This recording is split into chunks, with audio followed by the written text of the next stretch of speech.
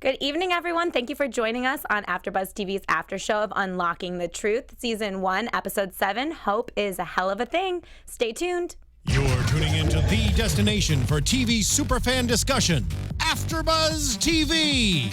And now, let the buzz begin. All through the late night, s'il vous plaît, don't you wait. All through the late night. This is yours. This is all you. This is up to You're Cuddy. dressed for success today. I am dressed for success.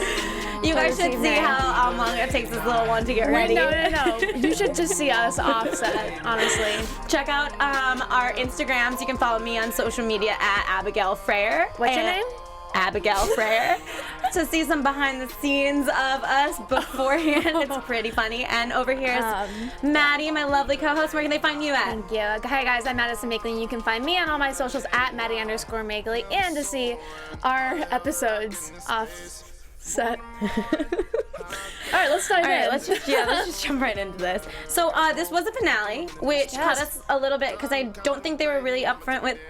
We're just gonna listen to this. I know, I like right? this in the background. Yeah, I'm feeling it. Yeah, I didn't even know that this was the finale until halfway through the episode. When I looked at Abby, I said, "Is this the finale?" And she's like, "Yeah." So, because they added on some episodes, I think mid-season. Yeah. But yeah, so it's a little bit sad. So it's gonna be our last time seeing you guys until either season 2 or I'm not sure if they're gonna do some sort of a special updating or whatnot. But I thought we would unlock the truth, and we didn't unlock the truth. So. Kind of misleading with the whole thing on TV, but the title, it's okay. The title took me a place that we didn't get to. No, we didn't. But so we did only discuss the last 2 cases today, and it was Byron and Calvin Michael Smith. So let's just jump on to Byron since that's the first one they talked about. We had some technical difficulties in the beginning, so I believe they spoke with Anastasia's father. Yeah. Or Godfather or something. Godfather in the beginning. Yeah. So sorry if we don't know exactly if it was the Godfather or the father. Yeah, but we do know that Facebook message was from the Godfather. That was to the Godfather to from the Godfather Kelly, from Kelly. But that's all. So Robert, he was satisfied with the case results that had happened with Byron being guilty, and Kelly had sent after the first episode of this show. The first episode that we spoke about Byron, well, not the after show, but MTV's Unlocking the Truth episode.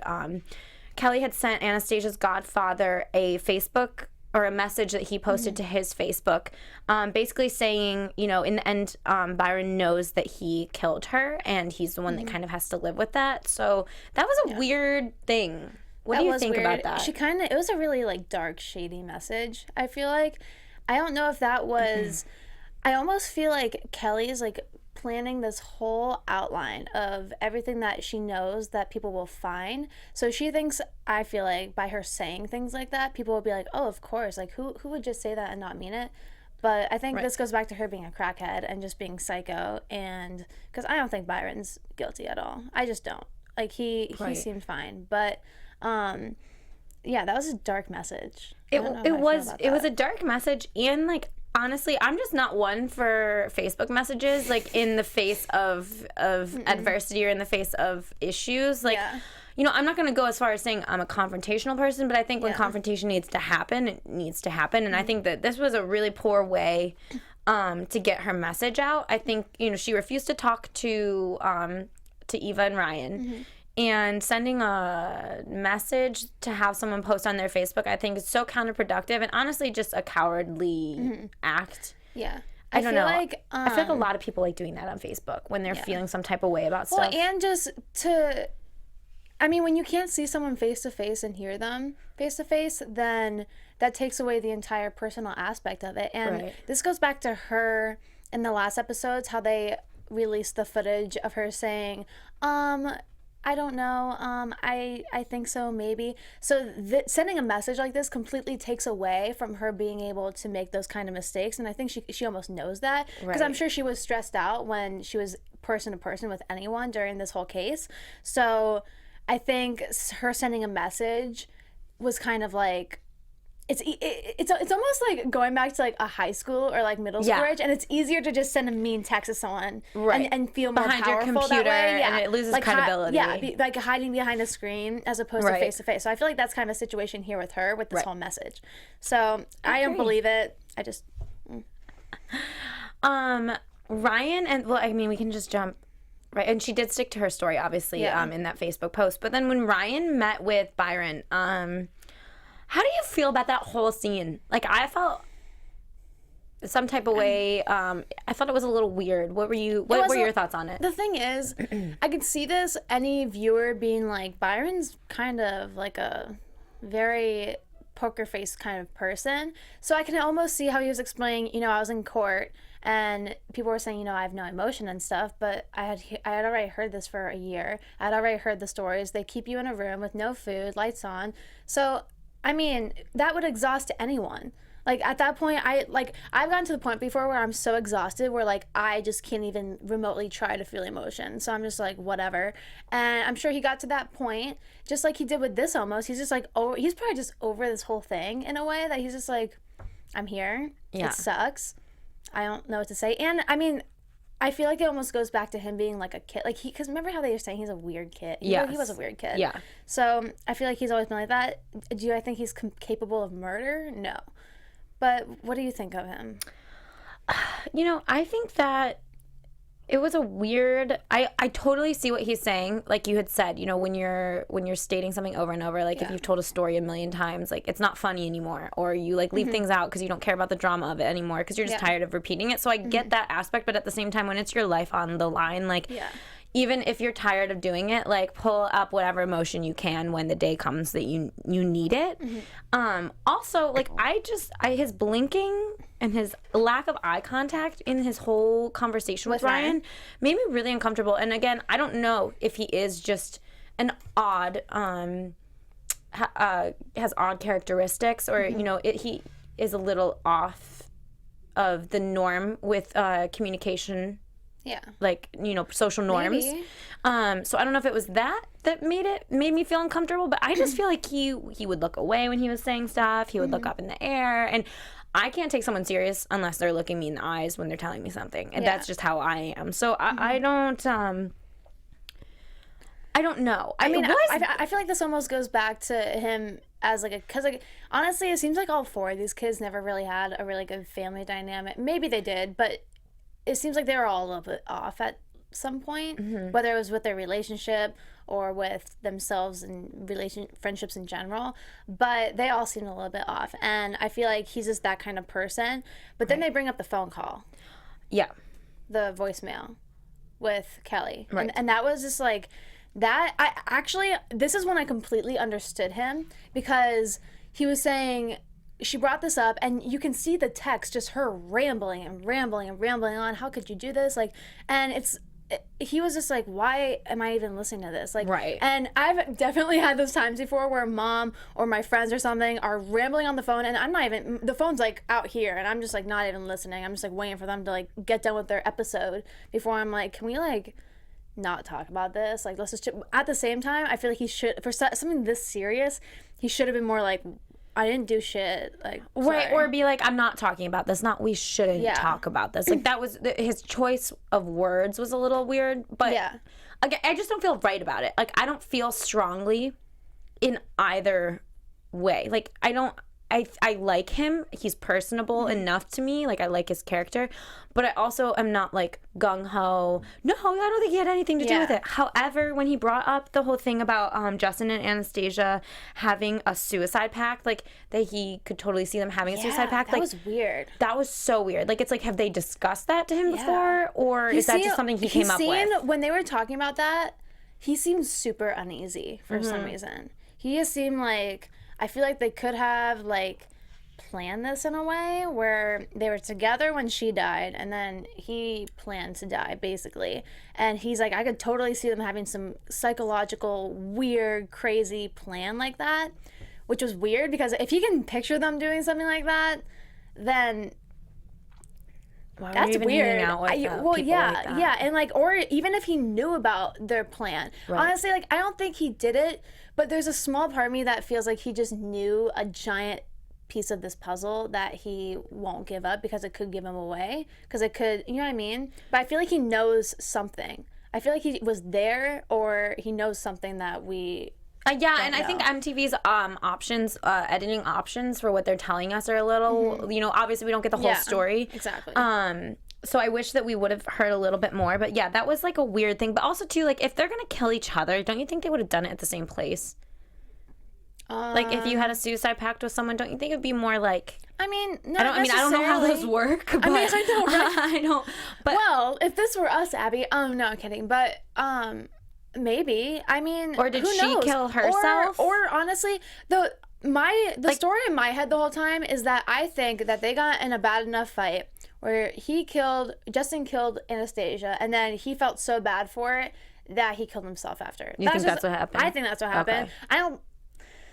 I don't think, especially from what like her sister said and stuff, I don't think they were a strong enough couple to go and be like, let's be Romeo and Juliet and kill ourselves together. Right. You know, I just don't. But I mean, I don't know them.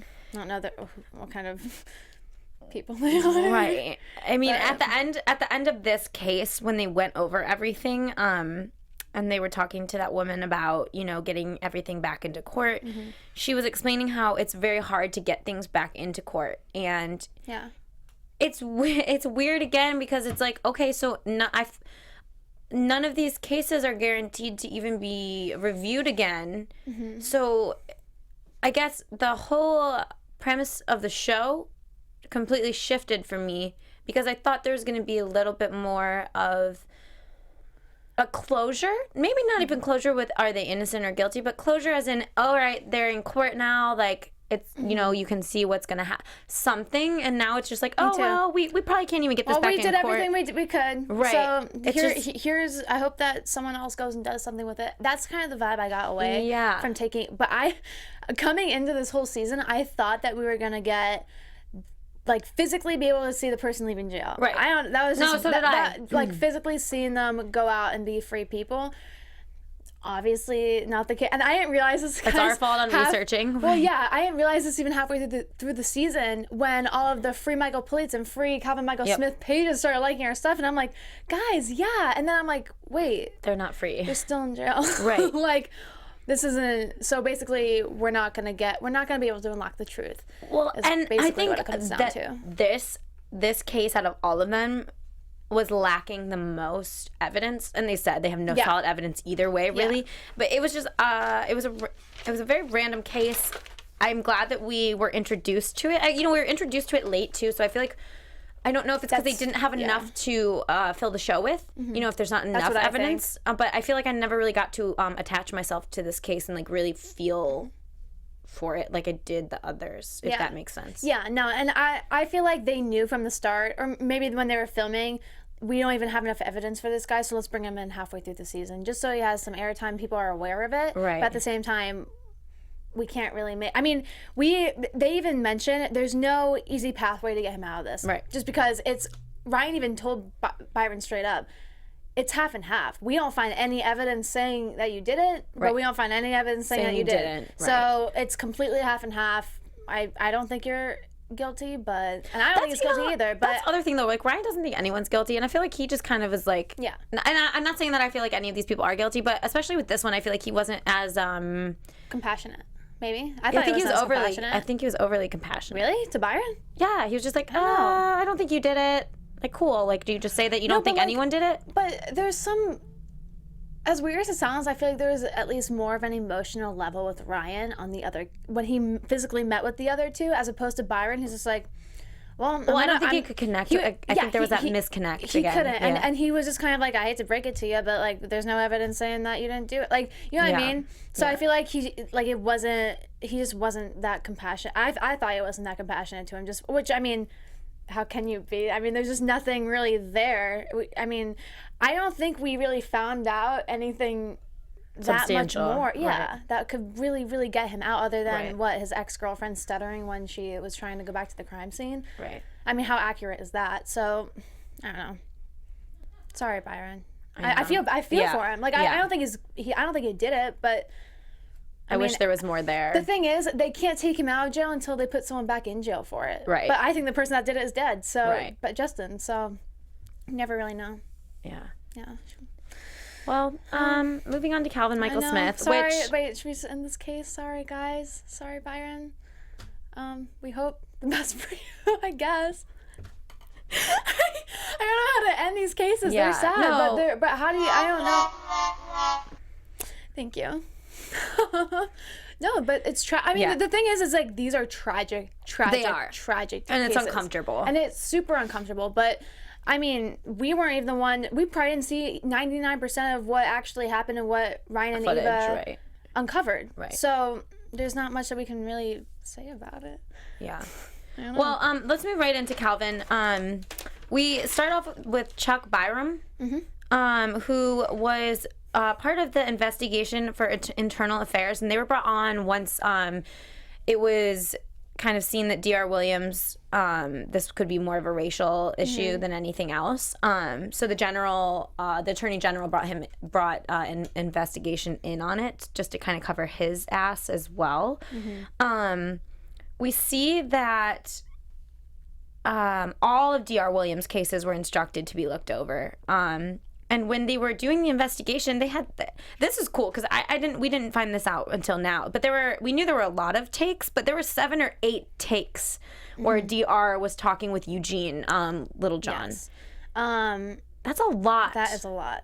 I remember they even said they compared D.R. Williams to a director. Yeah. And saying, take 1, take 2, wait, no, I don't like that answer, do it this way, try it again. So, which I can totally 100% picture, because that's what they did for Eugene Littlejohn too. So, I mean, that's kind of the way and I could see this guy say, like, not liking the answer and being like, let's try that again, because that's how he did it with the victim. And jumping ahead, I know I'm jumping ahead a little, but like with the 7 or 8 takes, then jumping ahead to when they actually like talked to D.R. Williams, and he was like, "Oh, I didn't document everything." Oh you my know, God, I was like sometimes you just if they're not going to talk, you don't document it. It's like or because they're not like they said they're not saying what you want to say, so you're not documenting it, which that is so suspect. Like everything should be recorded, and if someone doesn't want to talk on the record, then they, you know what? Sorry, you either talk on the record or don't talk. And you're gonna stay here. Yeah. Like those are your options. Exactly. Kenneth Lamoureux, they concluded that he was a much better suspect. And if somebody else had questioned him, we probably wouldn't even be here today. Yeah. This wouldn't even be a question. They kind of made it seem like Kenneth and D.R. Williams almost had like this little like thing. I got you. Yeah. Like I'm crazy. not gonna, like I'll say that I checked you out and stuff, but I'm just gonna say that there's no way you could have done it. That's like and that's what it comes down to, total a racial kind of thing. And they even said D.R. Williams was pointing out all these racial slurs and racial comments and all of the footage and all of what was documented anyway. So so it's like, can you even imagine what happened that was what was undocumented? Yeah. And they basically were saying, even if he didn't do this crime, we put him away for something else. And I'm just like, really? Really? Like, are you serious? Are you kidding me? Like, that, how, that's not even, and like, I think you and I were even saying this, how we think, Calvin Michael Smith, when Ryan met with him, he was so genuine and so just like, this sucks. Like, I'm not supposed to be here. Do I look like he didn't look like a killer to me. No. He just doesn't. No. Why? Because he's black? No. Like, no one deserves that under any circumstances, I think. So it definitely was a discriminatory case. What was cool though, I think though, is that they found D.R. Williams, and it's just funny to me, even though he's retired, whatever, they still had a police escort. Oh, I know. Because it's like, this guy's crazy. Yeah. And they wanted to get to interview him, and they thought if they had someone that he knew, he'd be more open to it. And it's like, I don't like that. I don't like that even when someone is so off the beaten path of normal and so skewed in their life views that they're still, I understand they tiptoed around it to be able to get to talk to him. But like, this man just absolutely angers me down to like the core. If you need a cop with you to go talk to another cop to protect you from another cop, don't you think we should look at this case even? Right. Like, are you serious? I'm sorry, but like, and you know what pisses me off the most is that every single person they talk to in this case keeps mentioning how D.R. Williams is always having false confessions. Right. If everyone knows this, Why does he have a job? Who hired him? And if you hired him, fire him. Right. Get him out of here. If you have to re-look over all of his work, he's worthless to this whole business. So he's not getting anything done. He's wasting so much time and wasting lives. Right. Throwing people in jail that don't deserve to be there. So 100%. what the, like, why this guy had a job as long as he did? Like, and it makes you think, who else did he put in jail that didn't really do anything? And it makes you wonder about the politics of that's like, the politics involved in this is just crazy to me that he still had a job. So then when they review all of the testimonies against Calvin with Eugene and Valerie Williams and Andrea Wilson and Pamela Moore, none of them are reliable. None. So it's like, okay, so none of those are reliable. We also have Calvin's statement that wasn't used at trial, which is huge. Like, if that's not used, it's basically thrown out because it wasn't used. I don't like that they're picking some footage and some documentary stuff and just throwing the rest away. Like, oh wait, we don't have that anymore. Like, you can't. Then everything else you do have is worthless because that could have been the small piece of the puzzle that proves that he's innocent. Right. And you just don't want to share. Don't want to use it. Like, I just still can't wrap my head around how they get to pick and choose what they're going to use. And then Jill Marker, she, it's still questionable if she was even coherent enough to be able to identify. Which, I mean, we saw footage of her and she wasn't. I'm sorry, but she wasn't. I don't think she was. No. I mean, no, she wasn't. And then we have the two accounts of the people saying that Kenneth was at the store, Kenneth Lamoureux, which was Jill Marker's friend. And then she also called in before who Jill Marker called, and then that witness that said that there was a white man in the store, who looked like Kenneth. Exactly. So and then we have Chris, the FBI, like the guy who's super high up in the FBI, saying that this was a tragedy of a case. And we have internal affairs brought in for racism. Yeah. I don't know what more you need. I know. I don't. Well, I think the only thing holding them back in this case is the fact that Kenneth is dead now.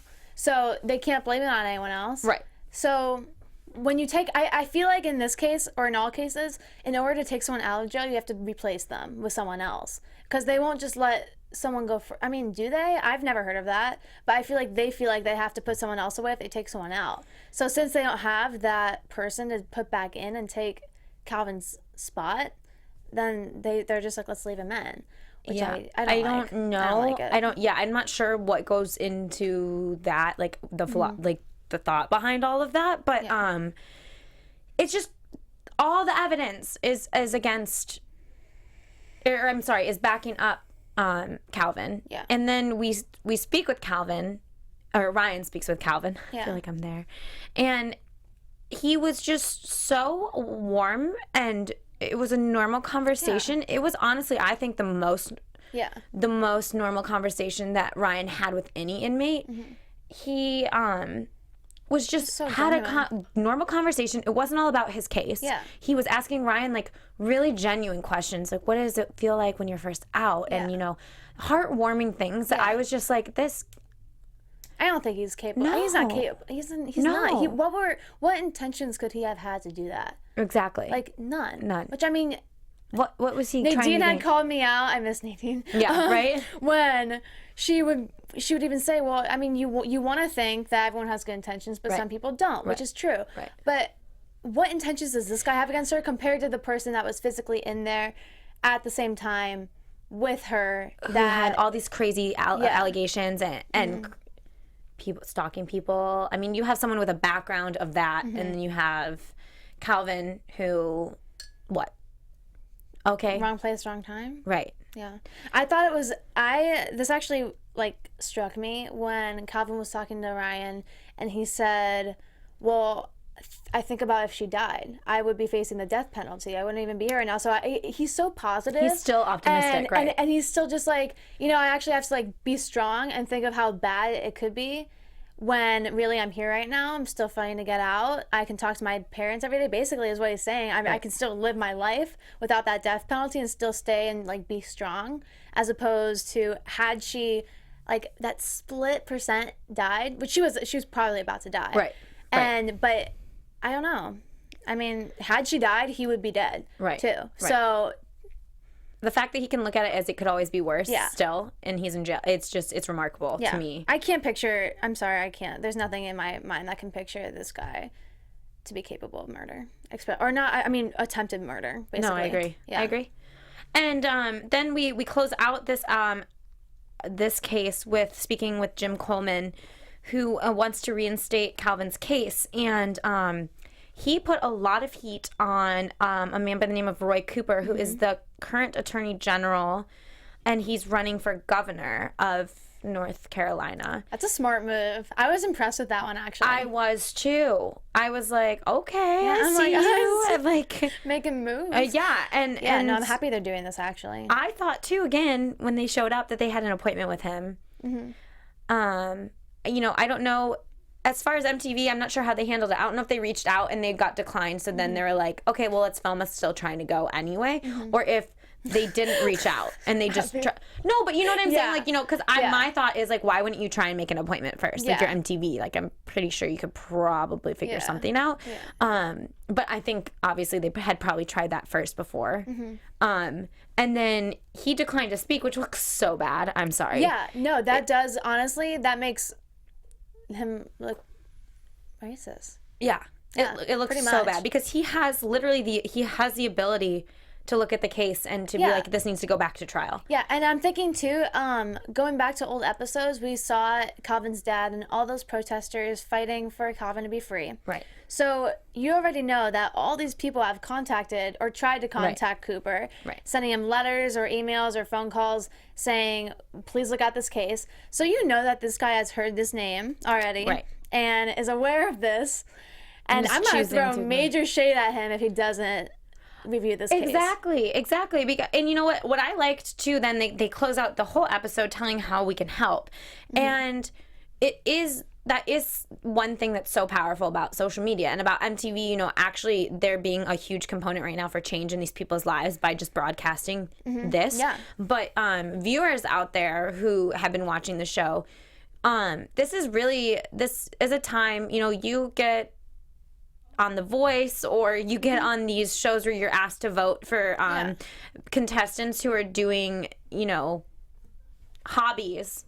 You can take 10 minutes out of your day to write an email for someone's life. And I know I'm going to go home and do that. Like, I mean, that's something that you can do to be proactive and actually make a difference in the world in a way that is not just... It's so interesting because, like, whenever it's so real, you're actually involved in what you've been watching. Like, you have an opportunity to be. You have a voice, and it's so funny because all the time, whenever I see things like this or any kind of like destruction or anything like that, I always think, what can I do to help? You know, and a lot of times you can't do a lot. Like for these other cases, there's not a whole lot we can do. For this specific case, you can help, and that's huge. And I'm happy that MTV was able to give them that opportunity in their town or whoever to email Cooper and be like, look, if you don't look over this case, you don't deserve to be governor, straight up. Like, you don't. Yes. Just because this is someone's life. This isn't I don't know. But this is important, and I think that all of you should go like email him. Like, no, it really is. I'm from Los Angeles, and be like, look, there's a case in your town that needs to be relooked at immediately because someone's spending every night in jail for a crime that he shouldn't be there for. Go look at MTV. I watch MTV. No, but and that's true because you know, the squeaky wheel gets the grease. Like, if some attention can be had and something can come out of this more so than just an entertainment source for you on a Wednesday evening, like that's amazing. So I guess wrapping it up, I mean, what did you think of the whole season? How did you feel about everything? Shockers. This is not at all how I thought this season would be laid out, but classic MTV, you always get us. But I thought we'd be unlocking the truth. Like, actually unlocking the truth and finding out if they're innocent or not. Two, I didn't know it would be laid out quite like this. I thought it would be more 2 episodes per like 2 or 2 cases per like 2 episodes or something, not 3 episodes throughout the entire season.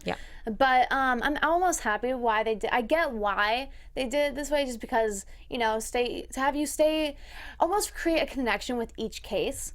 so that it's not in front of your eyes and like forgotten, like here today, gone tomorrow kind of thing. That's a good way to look at it, because I guess if they handled one case per episode, or one case Then in it would be every for 2 entertainment. episodes, you're done. You Yeah. forget about it. Okay, I wonder which one we're gonna see next week, and now it's a little more drawn out. So, You're right. so I'm happy that they had us more connected to it and more involved, almost. Because we did help even Ryan with this whole case, with our input. Right. But no, I definitely liked it. I feel for Ryan, definitely. I'm happy that we were able to grow with Ryan throughout the entire season. It's because he went through this, and now he's determined to make a change. He didn't just get out and like take advantage and take his life for granted once he did get out, and basically make up for everything he missed out on. He wants to go and change it now. Exactly. So I'm really happy that he's doing that for sure. And they show that at the end, like him kind of like reacclimating And to they're at real a life, concert. like at the OAR concert. Every time a scene comes up with Ryan and his girlfriend or his family or something, we just look at each other like, It was just is MTV trying to like put extra time on this or what? Like, no, it was nice to it's see. cute. It was nice It's to see. cute to see him finally enjoying himself and enjoying, because like I almost thought like, there's Ryan enjoying his life. This could be all those other people that are in prison right now that are wasting time in there when they could be out enjoying life just like Ryan. And I'm sure he knows that too. Right. But I like this season. And It was good. I agree. I'm excited to see maybe what changes are going to happen with the next season. Also, too, we're going to get updates on these cases. And then, like, also, I feel like Ryan's going to toughen up a little. Yeah. Not that he's not tough now, but I feel like he still is so in touch with his emotions. It's kind of numb right now. I mean, it's still pretty fresh since he got out of jail. So, 100%. And I totally agree with everything he's coming from. But I think it'll be cool to see his transformation too, as he kind of gets some more cases under his belt and kind I of want Ryan to be like, no, Yeah. you Yeah. let him out. Yeah. Like really, really like not just grab the information, but do something with it himself, which he is. But really be like, no, like I want to now take everyone back to court and get a jury, and like, you know what I mean? I feel like that kind of stuff might come up in a little more next aggressive season. Ryan. Yeah. More aggressive Ryan. Yeah, that's it. But I think that's everything. so we started with 4 hosts, you guys. We ended with 2. It's been an absolute pleasure working with you, Maddie, and going through these cases. You guys, make sure that if you do have any questions on how you can help on any of the cases, you can go to MTV. You can also check out our social media, and then also make sure you follow AfterBuzz, and you can watch all of these episodes as well as in the future with the next season. But I think that's everything. So thank you guys for joining us. Thank you guys so much. Yeah, honestly, and follow, go and follow all these accounts too. Follow the Free Michael Police and Free all of them. And if you know of other cases, email MTV too, because they deserve to be I'm heard sure too. they're going to be looking for some. And thank you to everybody who was a family member with any of these cases and who did contact us. We appreciate everything and all the input. Yeah. So Thank you, again, guys. I'm Abigail Fraher, and you can follow me on all my social media at Abigail Fraher. Thank you guys so much for watching this season, and tune in next season now, hopefully soon. You'll get us again probably on this one, because now we're super into it. But I'm Madison Makeley, and you can find me on all my socials at Maddie_Makeley. Thanks, guys. Have a good night. From executive producers Maria Menounos, Kevin Undergaro, Phil Svitek, and the entire AfterBuzz TV staff, we would like to thank you for listening to the AfterBuzz TV network. To watch or listen to other after shows and post comments or questions, be sure to visit AfterBuzzTV.com. I'm Sir Richard Wentworth, and this has been a presentation of AfterBuzz TV. Buzz you later. The views expressed herein are those of the hosts only and do not necessarily reflect the views of AfterBuzz TV or its owners or principals.